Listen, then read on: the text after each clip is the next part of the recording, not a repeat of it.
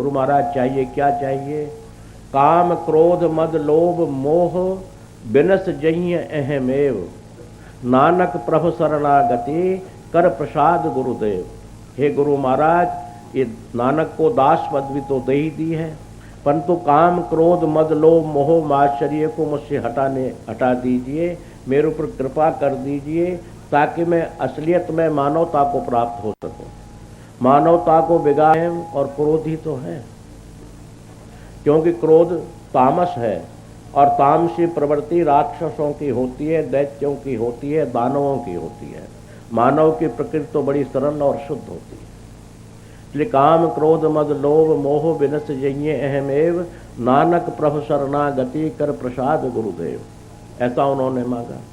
तो 9 वर्ष में मैं भी वो मंगलमय कामना कर रहा हूँ कि हमारे अंदर का जो अहम है, जो हमें दुखदायी है, हमें कष्ट देता है, हमारे स्वास्थ्य में हानि पहुँचाता है, वो अहम सभी प्रेमियों के यहाँ से निकल करके अलग कहीं बैठ गया है।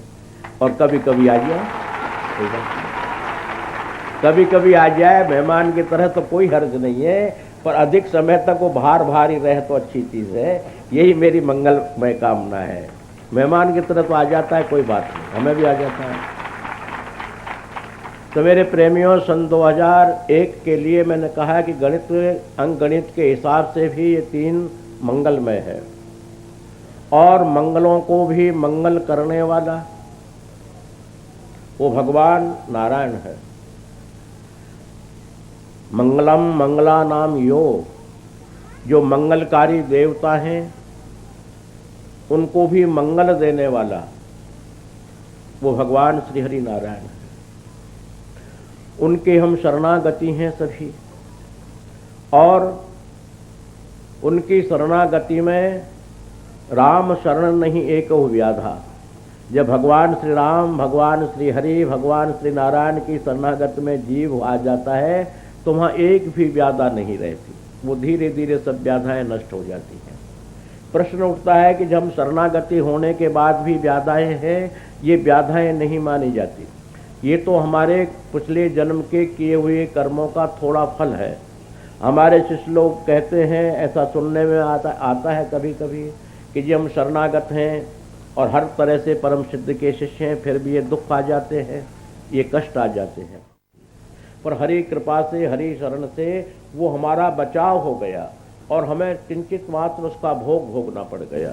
ये मूल भोग तो मेरे प्रेमियों भोगना ही पड़ेगा, चाहे राम जी हो, चाहे कृष्ण जी हो, चाहे नरसिंह जी हो, चाहे कोई भी हो, भगवान जी, जो भी भगवान जी हैं वो भी हो, उनको भी भोगना तो पड़ा ही पड़ा। पूर्व जन्म संस्कार, पूर्व जन्मों के संस्कार के द्वारा भगवान श्री राम जब मानव योनि में आए तो क्या कष्ट नहीं पाए। सीता हरण मरण दशरथ को विपत्ति में विपत्ति परे। सीता का हरण हो गया, पिता की मृत्यु के समाचार मिल गए और व्याधाएं आने लग गई। अब बताइए, भगवान श्री राम, उनको व्याधाओं से क्या लेना देना था? पर मानव योनि में आने से उनको भी ये व्याधा भोगनी पड़ी। और बड़े शांत स्वर में यही कहा गया कि ये सुख और दुख सूर्य की तरह है, सूर्य उदय होता है, मध्य होता है, अस्त हो जाता है। इस तरह दुख आते हैं और प्रभु कृपा से चले जाते हैं। अब उसमें प्रभु कृपा, गुरु कृपा यही होती है कि मानव दृढ़ निश्चय हो जाता है, अर्थात उन विपत्तियों को सहन करने की ताकत उसके अंदर आ जाती है, वरना तो सहन करना बड़ा मुश्किल हो जाता है। यही गुरुओं की कृपा, भगवत कृपा हमको माननी चाहिए कि हमारे अंदर में सहनशीलता, हमारा अंदर झेलने की ताकत प्राप्त हो जाती है, हम उद्विग्न नहीं होते। इसलिए उसको इस तरह विचार कीजिए। बाबा नानक देव जी कहते हैं कि पूर्व जन्म का लहना पाई, पहल के जन्म के भाई किए हुए कर्म तो मूल तत्व में तो भोगने ही पड़ेंगे। गुरु कृपा से ये है कि उनके ब्याज के ब्याज जो बढ़ते चले जाते हैं, अर्थात सहस्र गुना फल जब पुण्य का होता है तो पाप का भी विचार कीजिए। वो उसने क्या किया है, वो पाप भी तो है ना, पाप और पुण्य, तो पाप भी सहस्र गुना ही बढ़ता है। उस सहस्र गुणे को संत कृपा, हरि कृपा से सहस्र गुणे के लिए मूल रह जाता है, 999 समाप्त हो जाता है। तो थोड़े बहुत हमको मूल पापों का, पूर्व जन्म के पुण्यों का, पूर्व जन्म के पापों का कुछ तो भोगना होगा। कि भगवान राम ने भी हमको यही शिक्षा दी नहीं कि हे मानव, मैं भी मानव रूप में आया हुआ हूं, अर्थात तू चिंतन मत कर, तू मुझे दे। मेरे पैरों में चक्रवर्ती राजा का बेटा होते हुए भी, चक्रवर्ती राजा का पुत्र होने के पश्चात भी मेरे हालात देखिए कि मेरे पैरों में खड़ाऊं भी नहीं है, पहनने के लिए वलकल वस्त्र पहने हुए हूं, वस्त्र भी नहीं है, सोने के लिए कहीं कोई छप्पर भी नहीं है, नित्य प्रति जहां ठहरता हूं वहां छप्पर बनाता हूं, बनाता हूं और उसी कुटिया में रह जाता हूं, फिर उसको छोड़ के आगे चलते। तो ये हमको शिक्षा भगवान राम ने, भगवान श्री कृष्ण ने दी। दोनों ही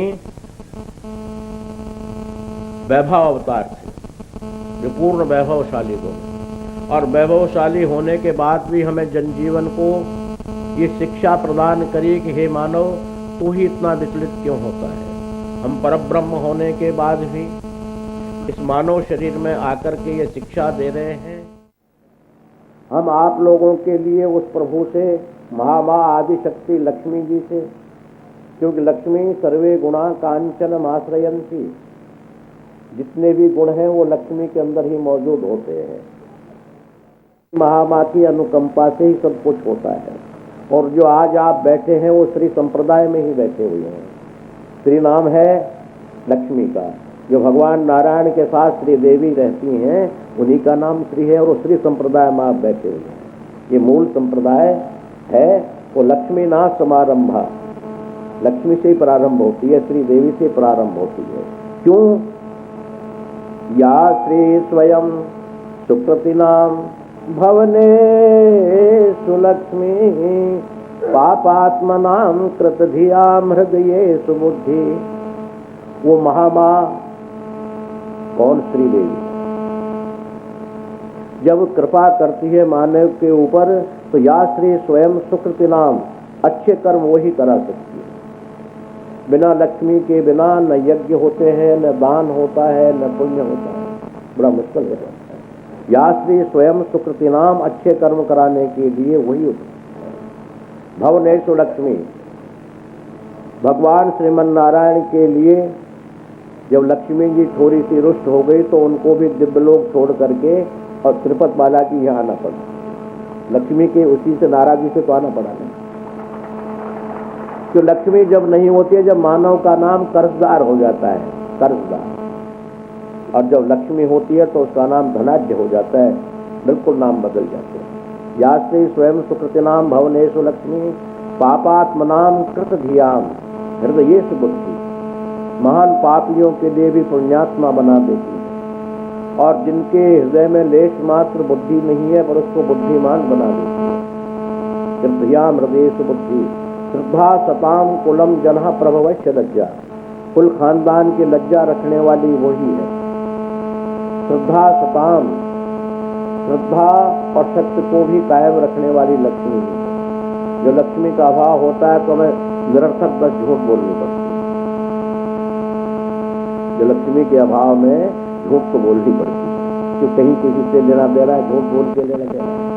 अर्थात वो सत्य को कायम करने वाली भी श्री महामा आदि शक्ति श्री देवी। उन श्री देवी जी से मैं ये प्रार्थना करता हूँ कि उन्हीं के प्रचार प्रसार के लिए शरीर को समर्पण किया है, और ये शर्तें उनको, उनकी शर्तें उनको मान्य होनी चाहिए, क्योंकि उन्होंने ऐसे वचन दिए हुए हैं। तो श्री देवी से मैं प्रार्थना करता हूँ कि ये नववर्ष 2001 में सभी मेरे प्रेमियों के लिए सुख और शांति प्रदान करते हुए हे महामा आप सभी प्रेमियों पर कृपा करें, लक्ष्मी के रूप में कृपा करें, धन के रूप में कृपा करें, पुत्र लक्ष्मी बन करके कृपा करें, गज लक्ष्मी बन करके कृपा करें। गज नाम हाथी का है, तो आजकल तो हाथी की कीमत भी 10-12 लाख से लेकर 30 लाख तक है, तो हमारी गाड़ियों की कीमत भी 9-10 लाख से लेकर 32 लाख तक कीमत भी है।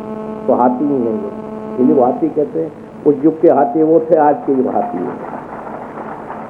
तो गज लक्ष्मी, वाहन लक्ष्मी, पुत्र लक्ष्मी, वैभव लक्ष्मी, और श्रद्धा रूपी लक्ष्मी, सज्जनता रूपी लक्ष्मी, लक्ष्मी के रूप है ये सब जितने भी हैं। या देवी सर्वभूतेषु लक्ष्मी रूपेण संस्थिता, निद्रा रूपेण संस्थिता, नींद तक में भी जो है उसका रूप आता है, और अनेकानेक सुख शांति में भी उसका रूप है।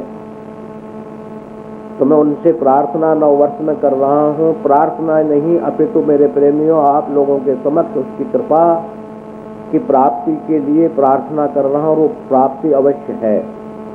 आप लोगों को सुख और संपत्ति वो प्रदान करें, अर्थात करेंगे, दोनों शब्द बोला, करें ये तो हमारी प्रार्थना है, और होगी ये हमारा सुनिश्चित है। सुनिश्चित इसलिए कि उनके वरदान दिए हुए हैं, तो सुनिश्चित क्यों नहीं बोले हम लोग। हमारे अंदर यही तो न्यूनता आ रही है कि हम लक्ष्मी नारायण के उपासक होने के बाद भी हमारा आत्मविश्वास नहीं बन पाता। आत्मविश्वास जब नहीं बन पाता तो हम तितर बितर हो जाते हैं, अर्थात निर्धन होने लगते हैं। इसलिए हमें तो ये आत्मविश्वास है कि माँ हमारी है, हम उसके हैं, और वो माँ कभी भी पुत्र के लिए दुख देने के लिए तैयार नहीं हो सकती। एक साधारण माँ भी बच्चे के लिए पड़ोस से भी दूध मांग करके दूध पिलाती है, जब दूध के लिए रोता है पड़ोस से लाती है। जो साधारण माँ बच्चे के लिए इतना करती है, तो वो आदि लक्ष्मी जगत जननी हमको दुख कैसे दे सकती है। जब उसके ऐसे वचन हैं, ऐसे उनके संकल्प हैं, तो उनकी ओर से उनके दिए हुए वचनों को पुनः स्मृत करा रहा हूँ उस महामाँ को, कि आपके दिए हुए वचन हैं ऐसे कि तुम्हारे कहने पर हम वो करेंगे जो जो तुम चाहोगे। तो हम तो यही चाह रहे हैं कि हमारे प्रेमियों के यहाँ हर प्रकार की सुख और शांति रहे।